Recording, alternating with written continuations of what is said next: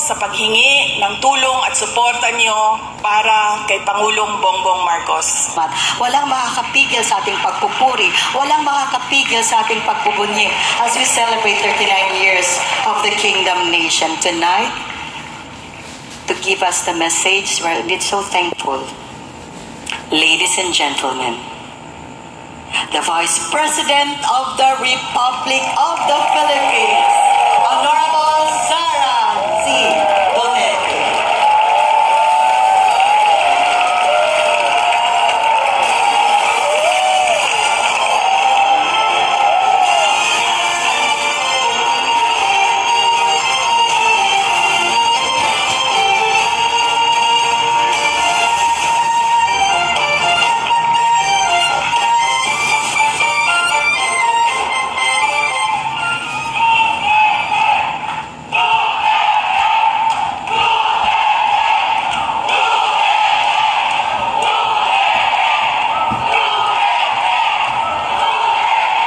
Salamat.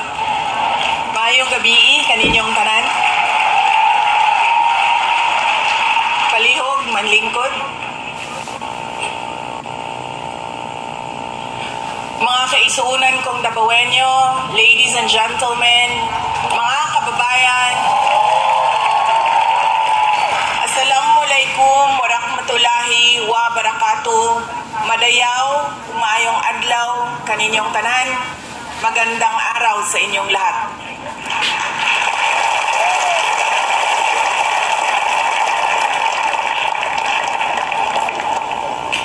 Unahin ko po muna ang aking mga pagpapasalamat. Una po ang aking pagpapasalamat sa Kingdom of Jesus Christ sa inyong paanyaya sa akin na dumalo sa inyong 39th anniversary. Maraming salamat po sa inyong imbitasyon.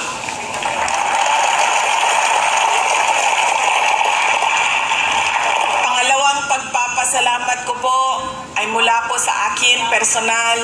Ang pagpapasalamat ko sa tulong ninyo, sa kampanya ninyo, sa suporta ninyo at sa boto ninyo para sa akin nung nakaraang halalan ng taong 2022. Ang susunod na pagpasalamat ay mula sa akin pa din, personal din sa akin, ang pagpapasalamat sa inyong lahat sa suporta ninyo sa aking trabaho noon sa Department of Education at patuloy na suporta ninyo sa aking opisina, ang Office of the Vice President.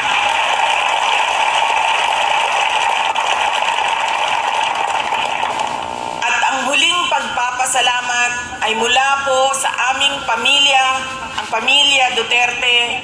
Napakalaki ng utang na loob namin sa inyong lahat, mga kababayan, sa pagkakataon na ibinibigay ninyo sa amin na makapaglingkod sa ating minamahal na Pilipinas. Maraming salamat po.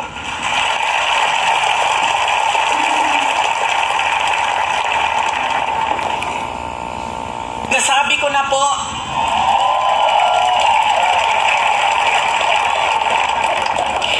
unahin ko po muna ang mga naririnig ko at narinig ko rin na nasabi ng membro ng Kingdom of Jesus Christ na sala maggunitanan ni Inday Sara, unidagan pa siya presidente, dili na magkalisod-lisod, ani.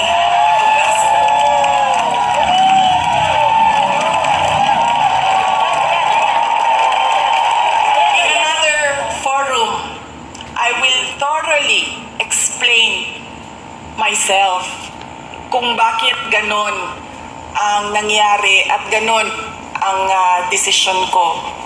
Pero sa ngayon, hinihingi ko lang ang patawad ninyo na nagkamali ako.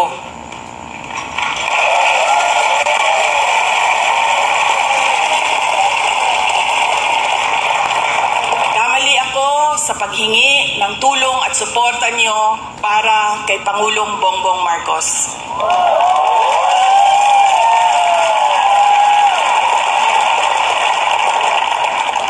I was on the mistaken belief that we we were together on the platform of unity and continuity. Nagkamali ako, kaya hinihingi ko ang patawad ninyo.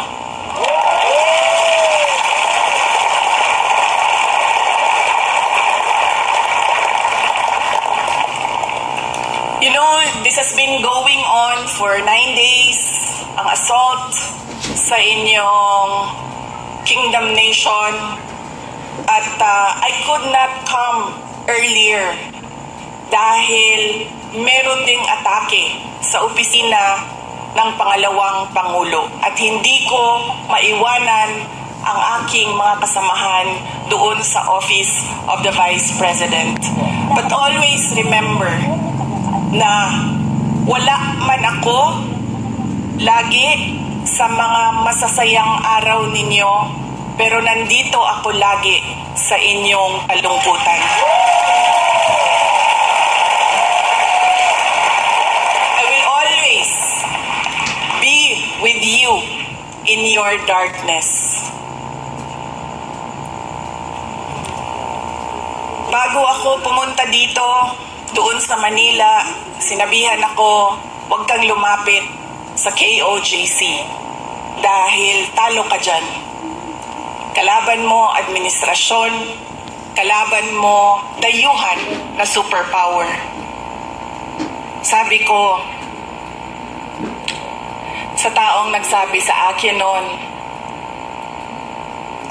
walang contest, hindi ako matatalo.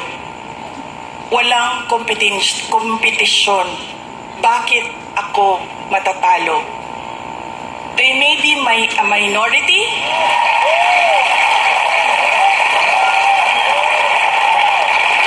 They may only be 8 million around the world. Sabihin na natin na 6 million lang doon ang Pilipino, pero Pilipino pa rin sila.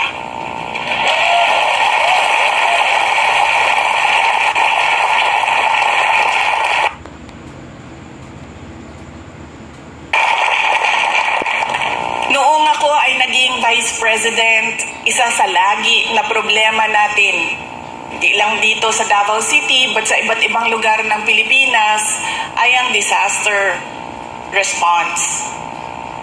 So nung ako ay umupo, in-institutionalize namin ang Disaster Operations Center ng Office of the Vice President. Ang aming paghahanda ay disaster response. Pinaghandaan namin ang baha, pinaghandaan namin ang delubyo, typhoon, pinaghandaan namin ang earthquake, lahat ng maisip mo na kalamidad, pinaghandaan namin. Pero, nasabi ko doon sa mga kasamahan ko sa Office of the Vice President, we have not prepared for a crisis such as the Kingdom of Jesus Christ. So anong sabi ng libro natin dyan sa Disaster Operations Center? Ano ang dapat nating gawin sa krisis at disaster na ito? Lahat sila walang masagot. Kahit ako matagal, ako nag-isip kung ano ba ang response namin. Because this is a crisis. It is a disaster. Ano dapat ang tugon ng Office of the Vice President? At isa lang ang naisip ko. Sabi ko, as Vice President and as a Davaoenyo, I will be there to comfort them.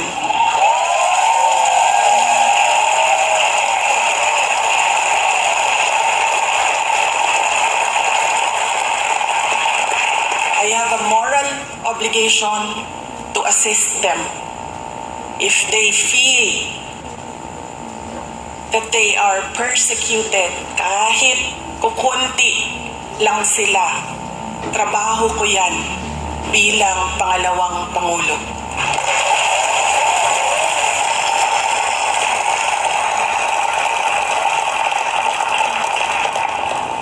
Doon din sa amin, sa Office of the Vice President, sabi noong isang kasamahan namin, doon sa USEC namin, sabi niya, USEC, ano, sa pag-atake sa akin, paulit Paulit-ulit ko sinabi, magtrabaho muna tayo.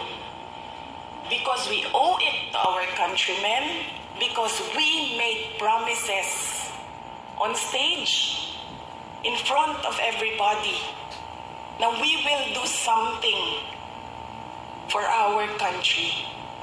Paulit-ulit yan noong isang taon. Hanggang ngayon, sinasabi ko, magtrabaho muna tayo.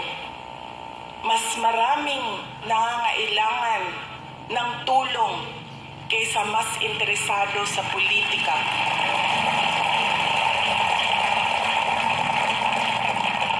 Pero this night is not about me and my problems.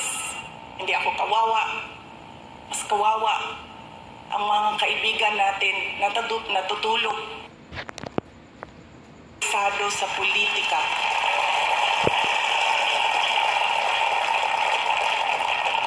Pero this night is not about me and my problem.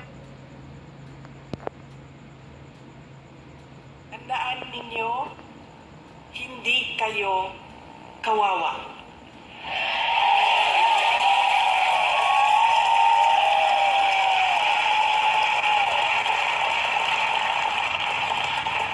Tungod kay ang langit nung amahan naapirmi kaninyo.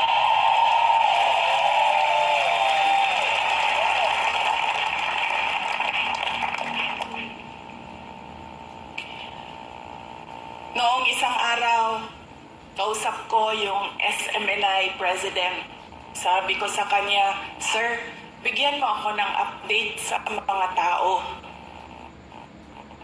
Sabi niya sa akin, 3,000 ka pulis, 4,000 ka pulis, 5,000 ka pulis, ilang gipadala dinhi sa Kingdom Nation. Nalisang na ang mga tao. Nangahadlok na sila. And then I said, mali nga malisang, mali nga mahadlok. Kay bawo mo nga no, gipadalhan mo og 5,000 ka pulis na inyong istoryahon, na inyong ipasabot, na unsa na ang atong nasod, asa na ang rule of law.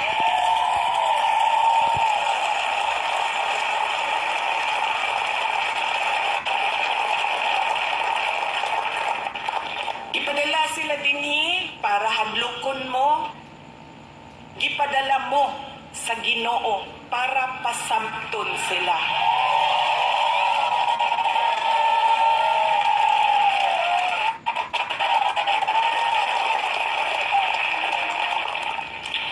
If they come from a place of violence, the Kingdom Nation is the expert on peace. Kay bao mo anak. Dabaweños are peace-loving Filipinos. And in fact, dili lang Dabaweños, because the Kingdom Nation citizens can be found all over the country and around the world.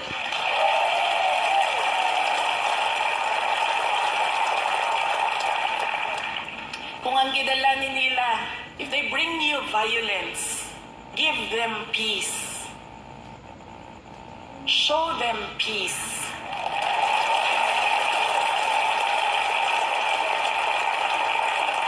Make them understand that this is not about me and you.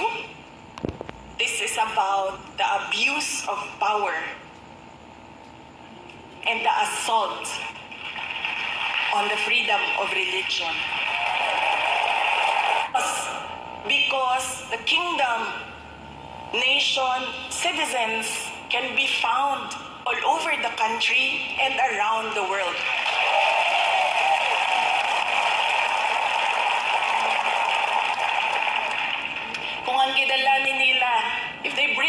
violence. Give them peace. Show them peace.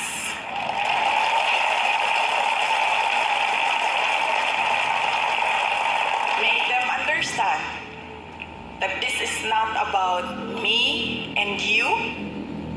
This is about the abuse of power and the assault on the freedom of religion.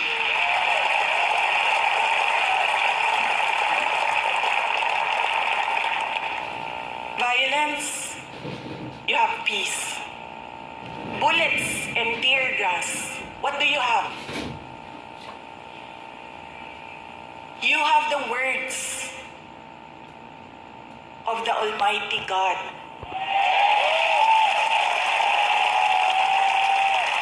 You have the Bible. Padalhan mo nila og bala, tirahon mo og tear gas. Preach to them the words of God.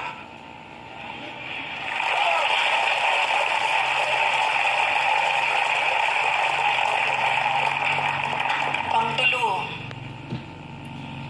if they come from the evils of Satan, what do you have?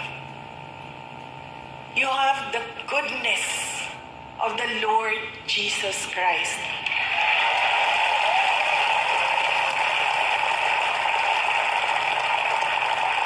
And always remember, kahit saan ka man pumunta, lahat nagsasabi, good triumphs over evil.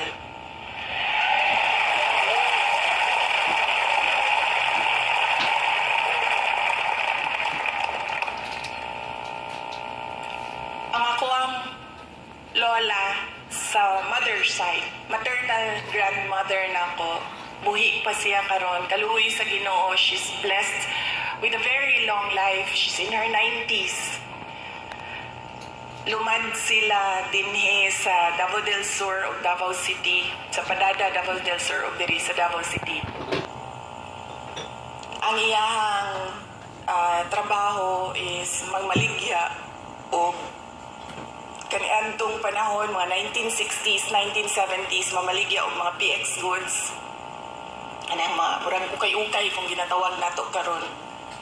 Onya, mamaligya og mga lain-laing klaseng dry goods. Nakaadto siya og baklaran, na maligya siya og mga sandals, mga mo ang ginabaligya kaniadto. So iya hapon nakakanton og kanang dili magulat nga naay customer, kundi tawagon nimo dapat ang customer, pasudlon nimo sa imong tindahan. Doon na siya'y pulong sa ako tong batanon pa ko.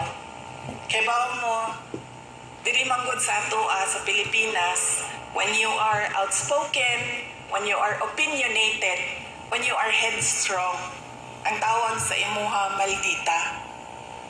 I feel that it is wrong, pero somehow, siguro sa ato ang mga Pilipino, na kung mutubag ka sa mga elders, yung tawagon ka, maldita. So, itong matanon pa ko, ang ako ang lula, mag-istorya, mga saba tingali, unya, mutubag ko, mingon dayon na ang ako ang lula. Maghinay-hinay ka, Inday. Kay ang gaba sa motong kaganina, I know, dili ko makasulti when our preacher said, love your enemy. Aga-ana lang yun ko.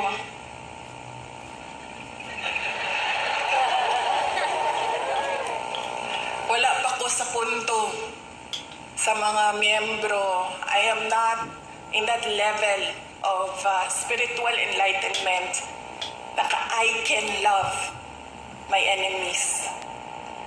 Wala pa ko sa inyong level. O to kaganina nag-ana ko. Para di ko makasala.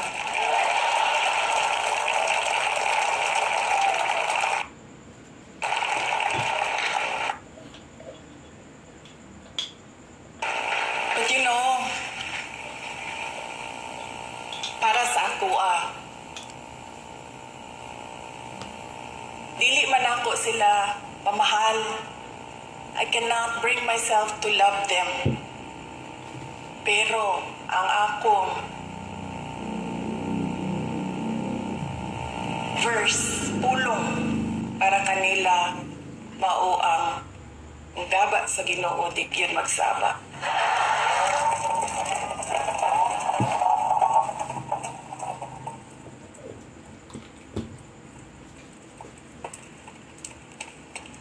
Pauna siya ang prinsipyo sa ako ang Lula Puring.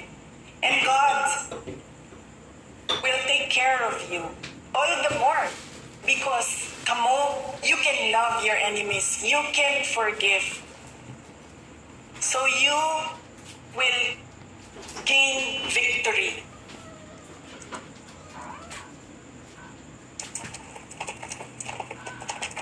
God will be there, will always be behind you, around you, above you, underneath you, to cradle you, to shelter you. Because you know His power over all of us.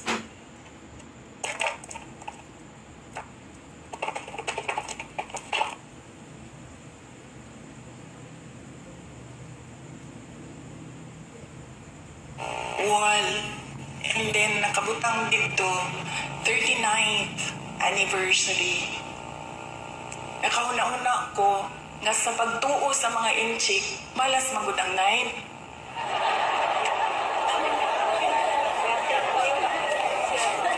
Moto nakaanak ko, siguro sundo na to. Wala may mawala sa to Kung sundo na to ang tinuuan sa mga inchik, nga dili gyud ka mag-celebrate og 9. So this is our 40th anniversary.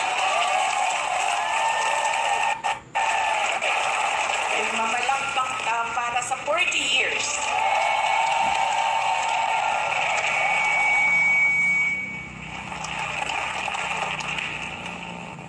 You have come a long way from 1 to almost or approximately 8 million around the world.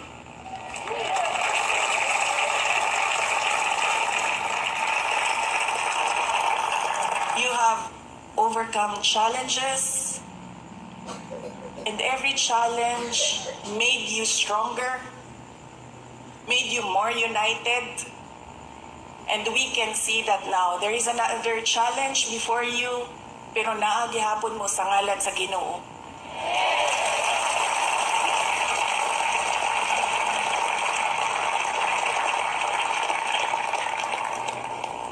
O sa tanaw na ako, sa kadaghahan, sa kalisod, sa kadaghahan sa pandaot, ug sa kadaghahan sa dili pagtuo sa inyo ug sa kadaghahan sa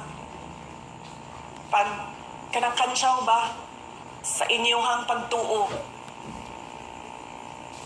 I think you will reach 100 years or more.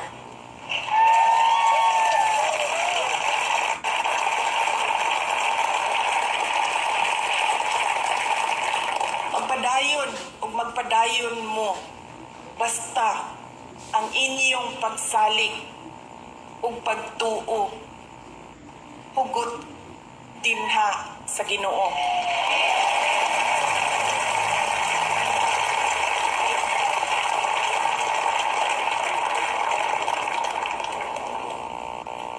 During COVID, it was a experience as mayor. It was an experience that I do never want to go through again. The COVID-19 pandemic. Dili na ko ma-explain sa inyo ang kalisod atong panahon na to. Nga doon na yung mga gipangayo sa imuha nga COVID-19 response. Pero walay budget ang syudad para punduhan ang mga projects para sa COVID-19 response. Naghahan kaayo. DTMF, PPEs, suporta sa mga frontliners, health workers. Dili na ko gusto mo sa bato. Pero doon ako'y mensahe sa mga Dabawenyo, maupod ang mensahe nako sa inyo ha. Karon, dili lang sa mga naadinhi sa Davao City, kundi sa tanan ng miyembro sa Kingdom of Jesus Christ. And that is, we will not break.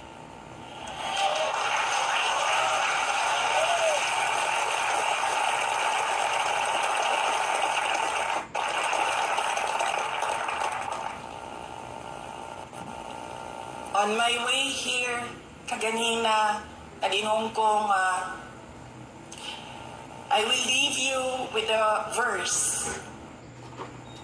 And nangita ko og verse, butang na ko dito, of being afraid. And doon ay isa, on top of the list, which will guide you, which will guide me, which will guide our countrymen through these dark times of our nation. And that is Psalm 23, verse 4. Even though I walk through the valley of the shadow of death, I will fear no evil, for you are with me.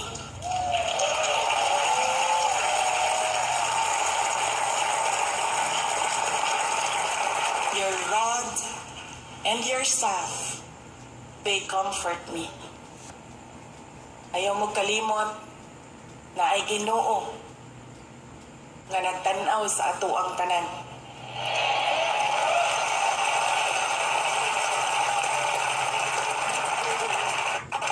Ug ang iyahang gaba, dili magsaba.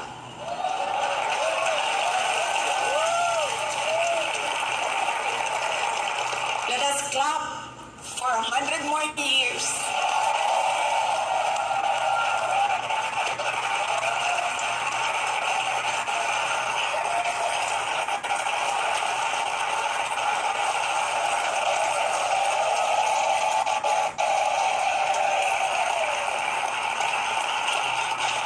Ulitin ko ang aking kasiyahan na makasama ko kayo sa inyong 40th anniversary.